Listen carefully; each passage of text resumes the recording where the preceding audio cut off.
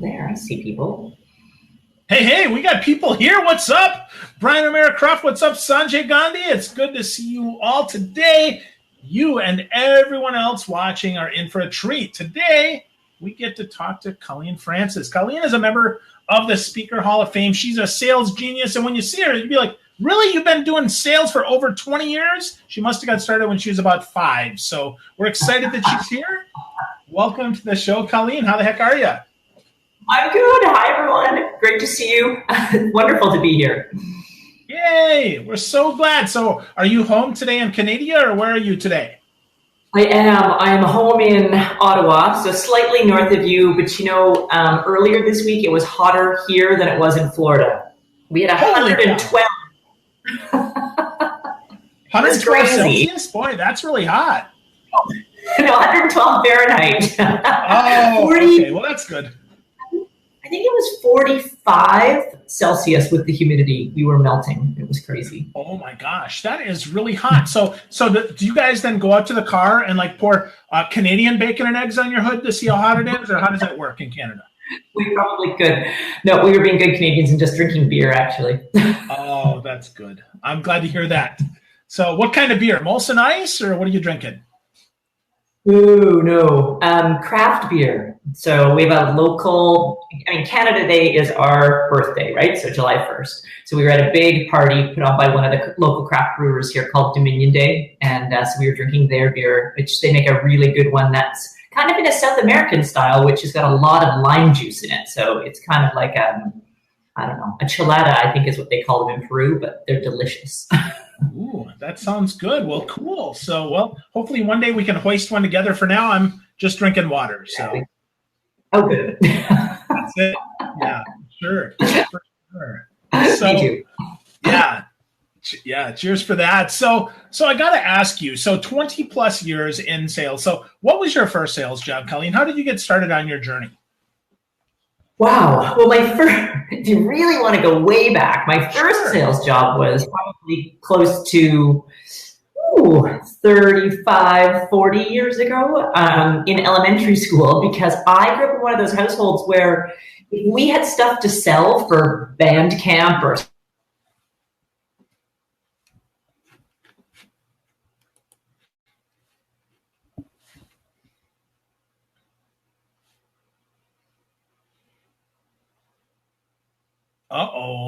I'm thinking Colleen might have froze there. I think she a little too far north of the border there. Perhaps her camera froze. Colleen, when you come back, continue. But Brian, you said you're craving beer from the homeland. I didn't even know you're Canadian, Brian O'Mara Croft. So Colleen, we lost you. You're back.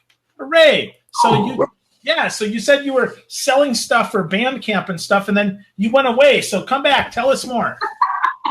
The joys of live. Yeah, so, chocolate bars, wrapping paper, poinsettias, spices. My parents made me go door to door to sell things. So I started selling at an early age. But my first real job in selling probably was my first year of university. I got a job selling for one of the big alcohol distributors. So I was, going around to bars and restaurants and selling beer and rum.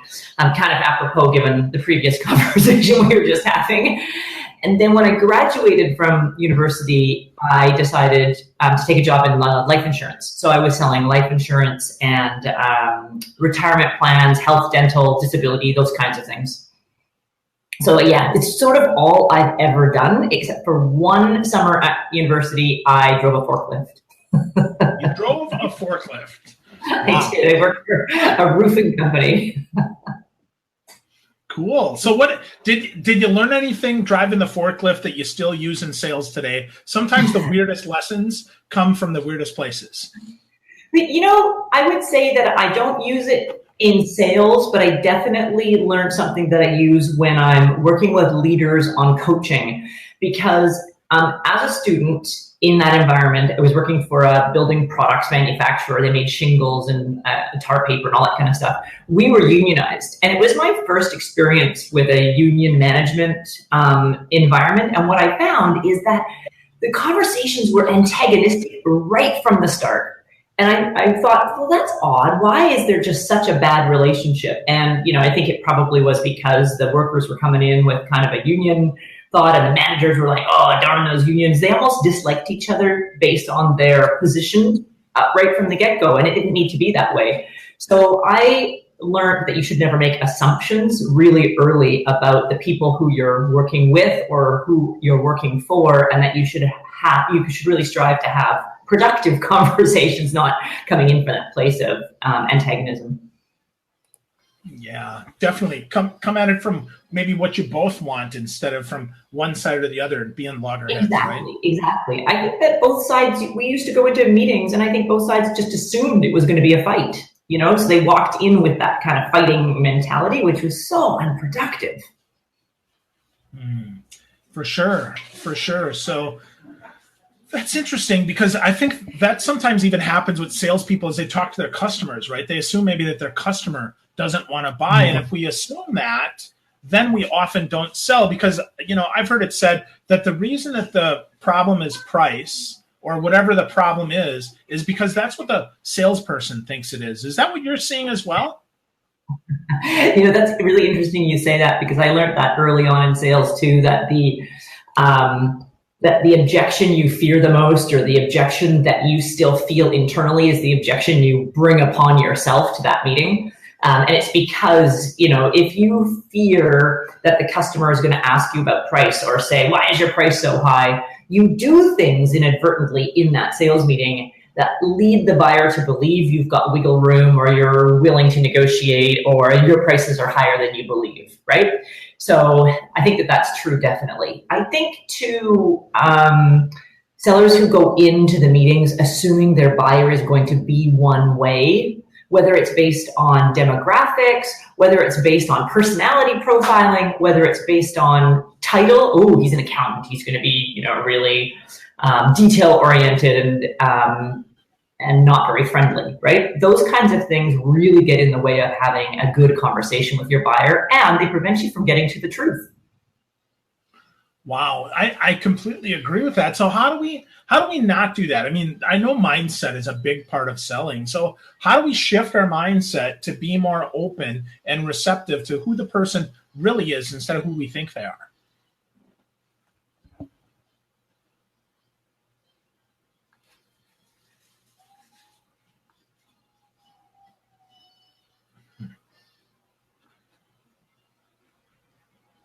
And I'm wondering, did we lose Colleen again? Colleen, I think we lost you there once again. No, I must ask you a bad question. So I'll try to ask it again. But I feel like you are. Hello. Oh, there. Hello. Hey. So yeah, the wonders of live, for sure. Yeah. Wonders of live. But so my question was, so how do we shift our mindset from being the old, oh, they're an accountant, so that's how they are, to really tuning into who the person is and how we can really be present with that person? Yes, I think that's a great question. Being prepared for the meeting is really important, because if you know what questions you want to ask or what your objectives are going into that meeting, then you're confident in that, then you can feel comfortable and relaxed in just asking questions and hearing the answer. If you go into that meeting totally unprepared, then you're constantly inside your own head. And so you're thinking to yourself all the time, oh, what am I going to do next? What am I going to ask next? What am I going to ask as a question? And so you're not paying attention. You're not able to be in the moment. And being in the moment is one of the most important things we can do in sales, because that allows us to listen more freely. Awesome. I really like that. I think preparation is the key really to any conversation. We need to be present for that person. And the more prepared we are, the better it is. I would say the same as if you're speaking, the same as if you're training, the same as if you're just talking with someone. So prepare. Good stuff. Oh, we've got a question here, Colleen. So Bluebaker Ulati wants to know, why do some potential customers say they're not interested even if they didn't see the proposal? That's a really interesting question. Well, it's generally because they you haven't either given them anything compelling that is interesting to them to make them want to get the proposal. So maybe you've led with, you can save them money. Well, they don't need to save any money. Or maybe you've led with an efficiency gain. They're not interested in that efficiency gain. Maybe they're just too busy and they can't be bothered. It's not that they're not interested necessarily. It's that you haven't given them anything compelling that they want to be interested in. So it's up to us as salespeople to really give them something to be interested in. And I would go back to your last point. That is incumbent upon you to prepare to understand what they might be interested in. So is that kind of the pre-meeting prep that we do with sellers, or how do we do the best job so that we can find something that they're going to be interested in, Colleen? Uh-oh.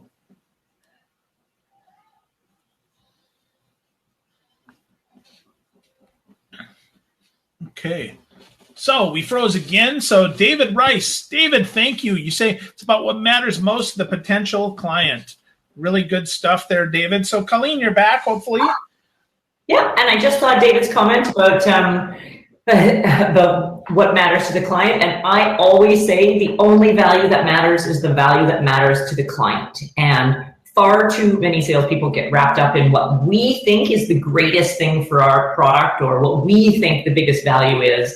And we neglect to remember that the client might not value that at all. Yeah, we sure do. So how do we get to find that out, Colleen? Can we find that out before the meeting, or how do we get that? Well, it's hard to find out before the meeting. You might get some clues that you can use. But the key would be is if you maybe are reading their annual report or you're on their website and you see something about some key initiatives that they have, you might show up to the meeting and say, I was reading on your website that A, B, and C are key initiatives for you. Which of those is the most important? Or you might even say, other manufacturing clients I work with have said that these 3 things are most critical to them, but I'm curious, what's most critical to you? And asking that kind of a leading question can really help them to tell you what the value is, but it frames it in a way that's easy for them to answer. So lead to it, but don't necessarily assume that you're right. Ask some questions and really get after it, because you never know what they're going to say. I totally hear that. That's critically important. So sometimes, though, I've found that some customers, they're just conditioned to kind of tune us out as salespeople, right? They're off in space or they're doing something else. So how do we help them stay focused when we're in those conversations? That's so true. Again, keeping the conversation focused on what they are interested in. People love to talk about themselves, right? And so if you're talking about their interests, if you're bringing up, okay, they're interested in this particular value or they're interested in solving this particular problem, just keep asking them questions about that problem. What have you tried to do to resolve it? What happens if you don't resolve it? A question that often gets missed is people will say, well, I really need to improve the productivity of my sales team, let's say. And, well, why do you need to do that? Well, 50% of the people are behind in target. The question then to ask is how many should be at target? Like, what would be the win for you rather than just making that assumption? And it keeps people engaged and thinking, well, I think 60% of people should be at target. Okay, what have you done to try to move your team from 50 to 60? Why don't you think that those 10% of people are at their target, right? So just keep digging and asking questions. And then, of course, delivering some value. If you know right then and there what other customers have done to try to improve, then share it. Don't be afraid of sharing some of that value right up front. Yeah, I agree. I think too often sellers think that by holding back, they're able to then be in a position of power, when in fact, if you don't show some of your cards ahead of time, most of the time buyers, because they're not typically buyers, they don't even understand if you know anything. So they think you don't know the answer rather than are just holding it and playing poker. It's really interesting. When I first started selling, I learned and was trained on a sales methodology that said very clearly, no free consulting. You never give anything away from free. You hold it all back. Today, I'm calling it a reverse Ponzi scheme. Today, you have to give massive amounts of value out into the marketplace so that people say, wow, I got so much value from calling in for free. Just imagine what happens if I pay her. I mean, this is your space. Social media provides massive amounts of education to our clients. Whether we think it's the right or the wrong education, it's out there. There's just so much information out there that if we hold back, if we don't have any sort of digital presence, if we don't provide that value in the sales meetings to our clients, then they think, well, that was a big waste of my time. I didn't learn anything. I can go and find someone else who's proving to me that they are able to solve this problem. Yeah, absolutely. I see that time and again, the old school salesperson who learned, oh yeah, better hold it all close to the vest. Don't share too much. When in reality, part of that is the whole attraction factor there that attracts our best customers to us by sharing some information with them that's relevant. Yeah, absolutely. Cool. So you wrote a book called Nonstop Sales Boom. I know you're working on another one too, but there's 4 things that you mentioned in the book. You talk about attraction, participation, growth, and leverage. Which one do you find is the one where most organizations are struggling the most? Ooh, that's a great question. I think that there's 2 areas actually. Attraction, and what I mean by that is they're not attracting the right number of leads, and that's because they often don't know how many they need to attract, so they dramatically underestimate the number of leads that they need to attract and the quality of those leads. So marketing and sales are not in sync. If you walked through your office and asked a salesperson to identify your ideal market in marketing, they're often going after 2 different groups. And so they're out of sync, so they're attracting the wrong number of poor quality leads for the team. But then I also think on the very back end, on the growth and leverage side, I meet far too many companies these days who just don't hang on to enough customers and grow them. They don't, one of my clients calls it increasing the share of wallet. They're not going in and showing value to their customers enough that the customer wants to keep buying from them or hiring them, because the customer says, well, I bought A from you, and that's what I think you are, is you're an A specialist. And that's because we don't know that person sells B, C, D, E, and F. So I think that a lot of companies have huge amounts of potential in their database that just aren't mining. That's interesting. I completely agree. I think sometimes organizations do focus too much on this is exactly what we do instead of we solve a problem, which is really what companies, which customers want you to do. Is they don't want necessarily, the old saw, they don't necessarily want a drill bit. They want a bunch of holes. Sometimes they want a square hole. And if all you do is say, well, we provide round drill bits, well, you're gonna miss the boat on a lot of that opportunity. Absolutely. And in many cases, clients just don't know the full breadth of services that you offer. I can't tell you how many sales reps I know who come storming back to the office, ticked off because the customer bought a product from a competitor that they could have bought from them. And it's because the customer said, well, I didn't know you sold that. So there's that education that's really, really important. But, I just been thinking as you've been talking, the other area on that attraction piece that sales teams and companies have to get out of their own way on, and why they're not attracting the right number of leads, is there's still too many salespeople who are entrenched in the old way of doing things. So they are refusing to recognize that cold calling ratios have dropped so dramatically. I think the closing rate on a cold call is 0.3%, that they just say, well, we just have to make more calls. And they're not being effective with the way they're doing client attraction. So they're not embracing all the new modern ways to attract clients.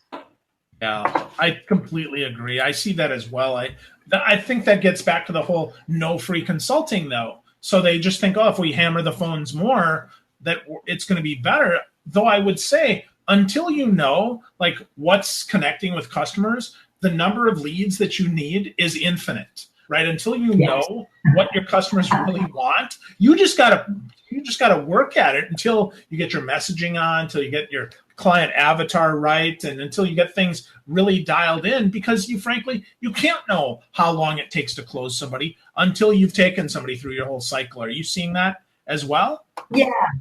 Well, absolutely. And I think, too, the smartest companies that I'm working with, too, are recognizing that the traditional buyer for their products and services might not be the same buyer that they need to sell to today. So even in really traditional industries like industrial supplies, manufacturing, the best salespeople are starting to go into those organizations in very different ways than they would have in the past. So, for example, an industrial supply company that I work with, who typically would have sold to the production manager or the maintenance manager because their products go into equipment, is now finding that by dialing in and understanding what's happening on the customer service team, they can actually find problems that they can take to the sales and to the production managers and say, hey, you guys are experiencing this as a customer service problem. We have products that can resolve it. So they're really broadening the scope of conversations that they're having inside those accounts. Excellent. That's really good. I'm glad to hear that, because that's such an important conversation to have, yet often one that is so overlooked. Yeah, absolutely. Yeah. Well, let's shift gears a little bit here. Recently, I read on your blog an article about the key to accountability is ownership. And I find that so many times sales leaders, they don't want to discipline their folks because they think the discipline means firing. But really, I think discipline helps reset expectations and get people back on the right track, because people don't want to suck, right? They want to succeed. So what's the difference there between, kind of that ownership mentality versus the disciplinarian mentality? And how do sales leaders get past that? Yeah, I mean, that comes down to the coaching relationship. So, recently, and by recent, I mean like in the last month, I've had 2 business owners of small, like startup but growing companies fire their sales leaders because those sales leaders have refused to take a hands-on approach. They say, I'm hands-off. I don't want to micromanage my guys because they know what they're doing. And the fact is these sales leaders were woefully behind because they weren't micromanaging. They weren't holding their people accountable. They weren't sitting down with them and both leveraging what is working and trying to fix what isn't working. So my belief is all companies have a really great opportunity to grow and to move the bar forward by coaching their top performers. And I use basketball analogies, right? You think of whoever your favorite star player is, right? Kevin Durant, let's just say. I mean, you got to know that those guys are overcoached, because when they're on their game, when LeBron is playing well, the team plays well. But he doesn't get a pass and he doesn't get to not show up to practice, right? So they have to be coached. And in a sales organization, it's the same thing. Sales managers need to be sitting down with their team on a one-on-one basis, on a bi-weekly basis, to go through the pipeline, to be leveraging what's working. Hey, what are you doing well that's really working to close business? And let's do more of that. And what isn't working? And let's set some activities, some goals, some objectives to correct that weakness. And then hold them accountable to it. It's not leading with a stick. It's just saying, okay, you've agreed to do those 4 things. Then when we meet next week, let's talk about how it went. Yeah, I think that's so important. We set the goals, but then we never create a path that gets there. And then we wonder why people don't get there, or we don't correct, right? I mean, 1 degree off is 1 degree off until you do that for 12 consecutive weeks. And then your quarter sucks because you never course corrected. Absolutely. The course correction is so critical. And most companies that I work with that get themselves into trouble revenue-wise are there because they weren't paying attention to it at the front end of the year or the month or the quarter. And so they get halfway through the year and go, oh my God, I have no leads and I'm woefully behind. And now it's too late. If they start to manage this at the front end of the first quarter, and they start to track what I call leading indicators of success, is the pipeline growing to where it needs to be? Are the number of meetings being held that need to create that pipeline? Then they can make positive changes throughout the year that can get them to their goal. Yeah. Wow.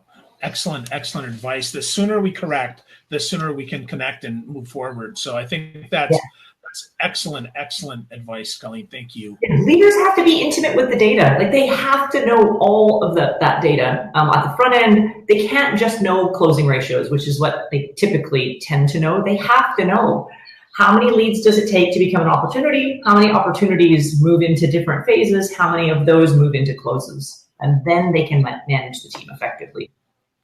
Excellent. Well, interestingly, we just got a question from Sanjay here. Sanjay says that he's facing an issue within his organization where there seems to be micromanagement by the business owners, which prevents then the salespeople from closing the deals on their own. That is not the micromanaging you're talking about, right, Colleen? You're talking about really a sales leader understanding the numbers and managing to those, not the business owners, right? I think what Sanjay is alluding to there is the fact that it sounds like the business owners are stepping in and interfering.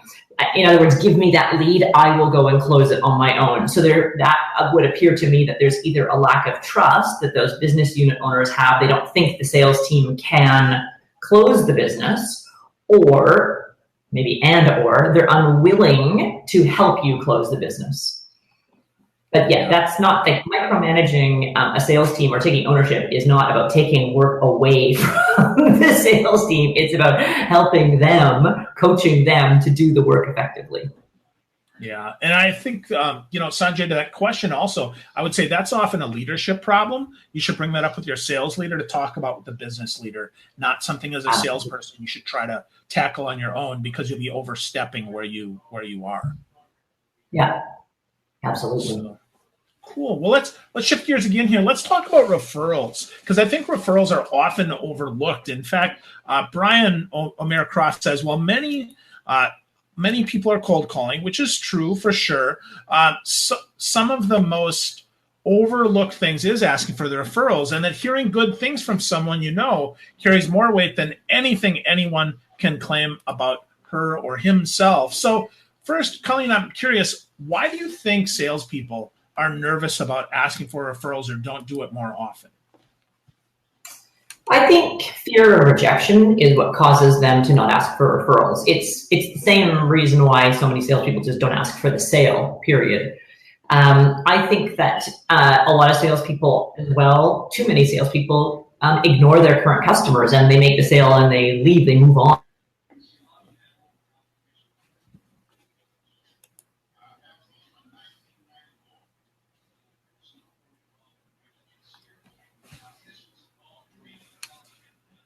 I think we got a slight freeze there. So yeah, absolutely, right? They don't ask, they move on, they don't care for their existing customer base. I think also sometimes they don't have a systematic approach to asking for referrals. So what happens is, you froze in, my friend. So yeah, so get back to, you talked about they don't ask and they don't cultivate their current customers. They kind of hit and run sell. So talk to us more about the hit and run selling. Yeah, so a lot of sellers they make the sale and then they move on. They don't stay engaged in the implementation of the product. They don't stay engaged in the nurturing of the relationship. Sometimes it's because the company is set up to have account managers versus sellers, which I think is really detrimental to the organization. And so as a result, they don't have a deep enough relationship to ask for that referral. Now, the other reason why they don't get referrals is they're asking the wrong question and they don't want to do the follow-up. So the worst question you can ask is, hey, Phil, who else do you know? Or, I'd like some referrals. It's the wrong question for a number of reasons, but number one is it's just too broad a question. It's the, hey, what do you want to do for dinner tonight, right? That I always laugh, oh, let's go for dinner. Well, great. Where do you want to go? I don't know. Where do you want to go? I mean, it's a stupid question. So there is an art to this, and that involves the salesperson doing all the work. So if I think Brian is a good fit for my business, and I know you know him, the question is, Phil, I really think Brian would value understanding the work that we do, or I think Brian would enjoy hearing about the success we've had with you. Can you help me with an introduction? So that is, if you're friends with him or colleagues of him, you're likely to say yes to that because it's a direct ask. Or I might say, like, let's say Brian and I were connected somehow, through a networking event. I might say, Phil, I'm going to be giving Brian a call next week. Can I tell him that we do business together? That's my favorite way of asking for a referral, because the worst thing you can say there is, well, I don't want you to share any confidential information, in which case I can say, well, of course, I'd never do that. But chances are you can say, oh, yeah, absolutely. So now I've really gotten a referral from you without having to ask for one. Ooh, that's a very artful way of asking for it. And yet, to your point, you've also de-risked the relationship there, because you haven't said, will you give me a recommendation to Brian that I am awesome?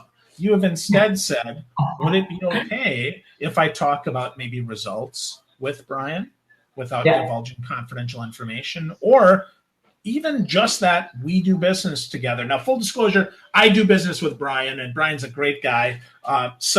He'd be someone, right? If Brian were to ask me, would you introduce me to Colleen, and say that we do business together, I would then have the opportunity to say yes or no. And I think that really does de-risk it and makes it much easier than for someone to say yes, then the whole open-ended, so who do you know that wants to buy insurance?